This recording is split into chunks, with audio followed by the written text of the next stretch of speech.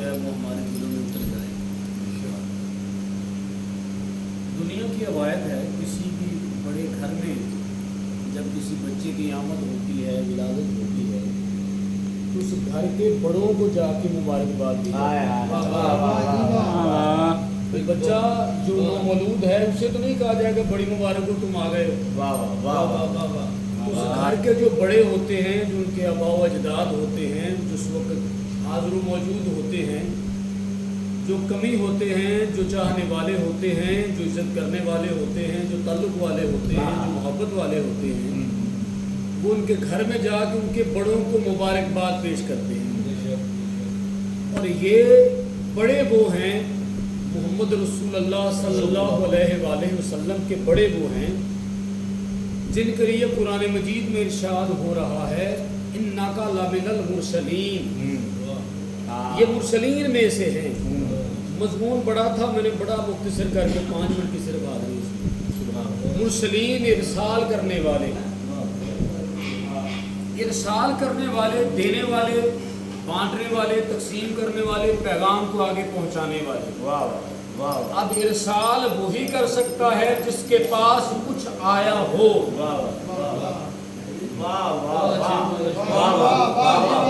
جس کے پاس کچھ آیا ہوگا تو وہی آگے ارسال کرے گا، جس کے پاس کچھ موجود ہی نہ ہو وہ ارسال کیا کرے گا؟ تو اللہ نے ابراہیم علیہ السلام کو چن لیا تمام کائنات میں۔ قرآن مجید کی آیات ہیں، مضمون بڑا ہو جائے گا، پھر سے مختصر کر رہا ہوں۔ ابراہیم علیہ السلام کو چن لیا تمام کائنات میں اور خوش ہو کہ ان کو امامت بھی عطا کر دی، اور ابراہیم علیہ السلام کے بعد تمام انبیاء علیہ السلام جو دنیا پہ تشریف لائے وہ ابراہیم علیہ السلام کی آل سے تھے۔ آپ کے بیٹے اسحاق علیہ السلام سے تو پوری بنی اسرائیل کے انبیاء جو ہیں عیسیٰ علیہ السلام تک، وہ پوری بنی اسرائیل کی انبیاء ابراہیم علیہ السلام کی اولاد سے، حضرت عیسیٰ کی اولاد سے آ گئے۔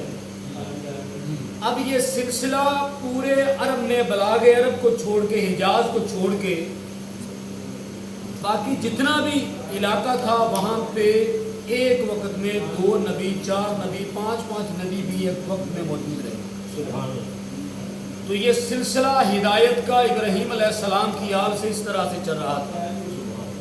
حضرت اسماعیل علیہ السلام سے کوئی بھی نبی نہیں آئے۔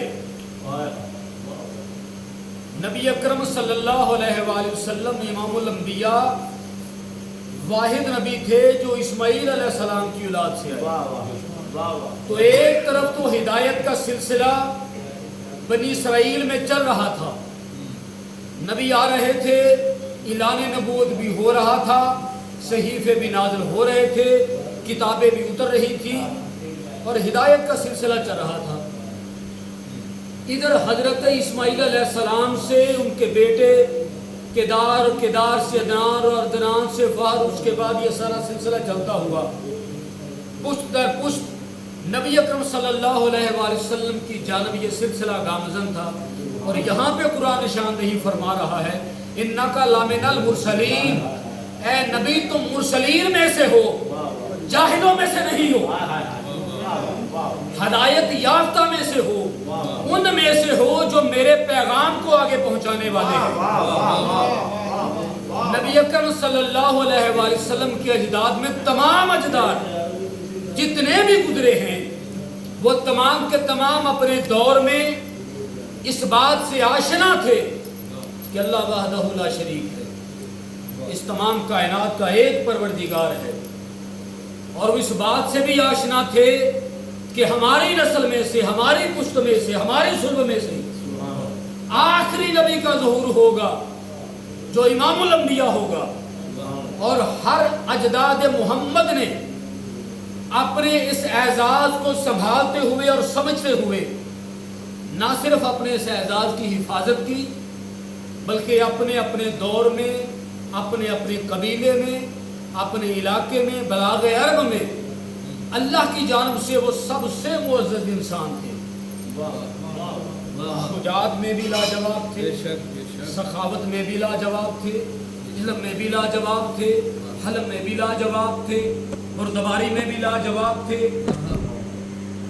तमाम वो सिफात जो अंबिया में पाई जाती हैं सिवाय वस्फ नबूवत के, वो तमाम सिफात अजादाद रसूल में मौजूद थी और उन तमाम सिफात से मुत्तसिफ थे जो सिफात अल्लाह अपने अंबिया को अता करता है।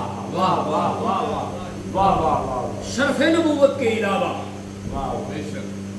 ये तमाम सिफात का मजमूआ थे अपने अपने दौर में अजदाद मोहम्मद।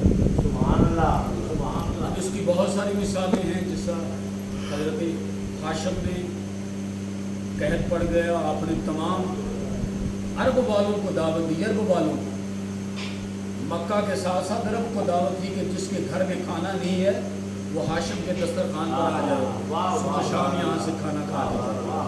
और आप शोरबा बनाते थे, शोरबा करते थे, उसका शोरबा बनाया, साला बनाया, रोटियाँ पकाई, शोरे के अंदर भिगो दी और उससे लोगों को खाना खिलाते थे, जिससे आपका लक़ब हाशिम बना। ये बड़ी तफसील तलब बात है, इसको इसे करते हुए आज मदीने में फिर कह, मक्का में फिर कहत पड़ा। यह आखिरी मेरी बात है, बहादुरी मुकम्मल। मक्का में फिर से कहत पड़ा।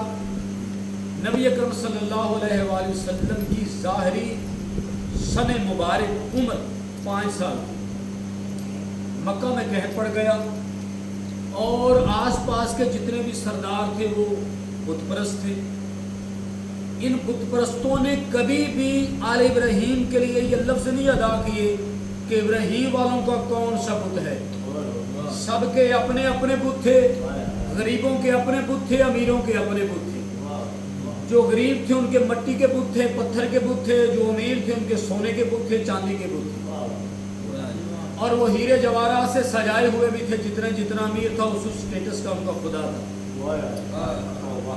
गरीबों का खुदा किसी ने मट्टी से बनाया हुआ था, किसी ने आटे से बनाया हुआ था।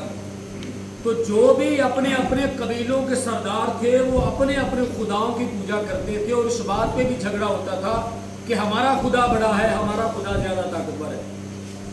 कहत आ गया मक्का में और कहत इस कदर शदीद था कि लोग मरना शुरू हो गए, पानी नहीं मिलता था, खुराक नहीं मिलती। तो उस वक़्त के जो बड़े बड़े समझदार सरदार थे वो सब ने बिला इत्तफाक एक मजमा किया और कहा कि इस कहत का हल क्या है। बड़े सारे मशवरे हुए तो एक सरदार ने कहा कि इसका हल ये है कि हम सहन मक्का में ले जाकर हर कबीले का एक बुत एक दिन के लेके जाएंगे और उसकी इबादत करेंगे। तो जिसका बुत ज़्यादा ताकतवर होगा उस बुत की इबादत के दौरान बारिश हो जाएगी। तो सब ने इस बात पर इत्तफाक किया कि ठीक है ऐसा कर लेते हैं। जब सब ने इत्तफाक कर लिया तो उन्होंने कहा कि बनु हाशिम वालों से तो बात करो, उनका तो कोई बुत नहीं है लेकिन सरदार वही हैं, मक्का के सरदार तो वही हैं। आने वालों को खाना भी खिलाते हैं, मुसाफिरों को उनका ज़्यादा सफ़र भी देते हैं, जिसके पास ढांपने को ना उसे कपड़ा भी देते हैं, जो भूखा हो फाका कश हो उसे खाना खिलाते हैं, जिसके लिए ज़्यादा सफ़र ना उसे ज़्यादा सफ़र देते हैं। तो सबके राहत व आराम का बंदोबस्त तो सरदारान मक्का ही करते हैं जो इब्राहीम की औलाद में से है। तो जब तक हाशिमियों को शामिल ना किया इस फैसले में तो हमारा फैसला मुकम्मल नहीं होगा, उन्हें भी शामिल किया जाए। पैगाम चला गया सरदार अब्दुल मुत्तलिब अलैहिस्सलाम। सुभान अल्लाह सुभान अल्लाह। ये वही है जिसने अबरहा से कहा था अल्लाह जाने उसका घर जाने, मेरे ऊँट मुझे वापस कर। मुझे फिक्र नहीं ईमान का, ईमान की मजबूती ये थी। खैर से आज गुजरते हैं। हजरत अब्दुल मुत्तलिब अलैहिस्सलाम ने अपने बेटे हजरत अबू तालिब को नामजद किए इस मामले में कि आप जाओ और इस मामले को जाकर देखो। तमाम कबाइल वाले अपने अपने बुत लेके सहने मक्का में जमा हो गए और ये मुशावरत थी कि किस कबीले का बुत सबसे पहले रखा जाएगा और उसकी इबादत की जाएगी ताकि बारिश हो जाए और ये कहर ख़त्म हो जाए। और सबकी नजरें जमी हुई थी हजरत अबू तालिब के घर के दरवाजे पे कि अब अबू तालिब घर से आएंगे तो वो कौन सा बुत लेके आएंगे, क्या करेंगे, बुत को तो वो मानते नहीं है। इस बात पे सबका इत्तेफाक था कि सहने काबा में حرم مکہ میں بت موجود ہیں، لیکن کسی بھی کافر نے، مشرک نے کبھی یہ نہیں کہا کہ ہاشم کے گھر میں بت ہے۔ اب سب کی نظریں جمی ہوئی ہیں ابو طالب کے گھر پہ، لیکن اللہ کے گھر میں بت موجود ہے، ہاشم کے گھر میں کوئی بت موجود نہیں ہے۔ انکا لمن المرسلین، اے محمد تم مرسلین میں سے ہو، صرف سرداروں میں سے نہیں ہو، صرف قبائل کے سرداروں میں سے نہیں ہو، صرف عرب کے سرداروں میں سے نہیں ہو، مرسلین میں سے ہو۔ تمام قبائل کی نظریں لگی ہیں۔ یک بار لوگوں نے دیکھا حضرت ہاشم کے باعزت اور معزز گھرانے کا پردہ اٹھا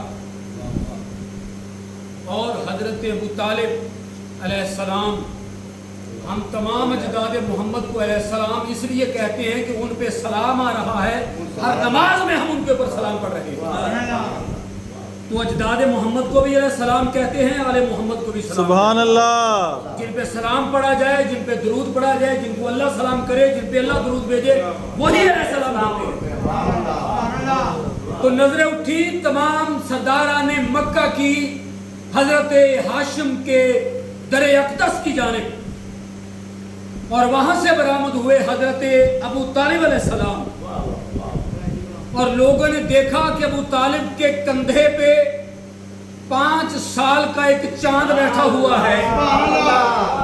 سب نے اس چاند کی جانب دیکھا اور ابو طالب قدم اٹھاتے ہوئے جب اس مجمع کی جانب بڑھے تو آپ نے ایک نظر تمام سرداران مکہ کو دیکھا اور مسکرائے اور کہا ابھی تم دیکھنا بارش کیسے ہوتی ہے اور رحمت خداوندی کا نزول کیسے ہوتا ہے، تم یہی بیٹھے رہو۔ حضرت ابو طالب اٹھے، چلے پہاڑی کے اوپر چڑھے اور پہاڑی پہ چڑھتے چڑھتے سب سے بلند چوٹی کی جانب جانا شروع ہو گئے۔ سب کی نظریں اب حضرت ابو طالب کی جانب لگی ہوئی ہیں کہ یہ کرنے کیا والے ہیں۔ وہ 5 سال کا محمد ابن عربی صلی اللہ علیہ وآلہ وسلم، وہ نورانی چہرہ، وہ امام الانبیاء، وہ سید المرسلین آپ کے کندھے پہ سوار ہے۔ وہ کندھا بھی کتنا مبارک ہے کہ جس کو بچنے کے لیے ابو طالب کا کندھا نصیب ہوا، وہ محمد صلی اللہ علیہ وآلہ وسلم کی شان کہ جن کے لیے اللہ نے کندھا بھی مرسلین کا رکھا، گود بھی مرسلین کی رکھی، گھر بھی مرسلین کا رکھا۔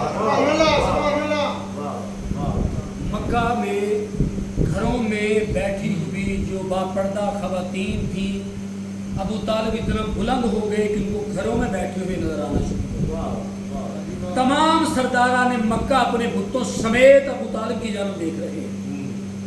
جب سب سے اونچی چوٹی پر ابو طالب پہنچ گئے تو آپ نے محمد کے ہاتھوں کو چوم کر فضا میں بلند کر دیا، کہا پروردگار عالم تجھے جن ہاتھوں کا واسطہ ہے باران رحمت عطا فرما۔ ابھی یہ الفاظ ادا ہو رہے تھے کہ پروردگار عالم کی رحمت کا نزول ہو گیا اور بارش برسنا شروع ہو گئی۔ ابو طالب کو کس نے سمجھایا تھا کہ محمد کے ہاتھ فضا میں بلند کرو گے؟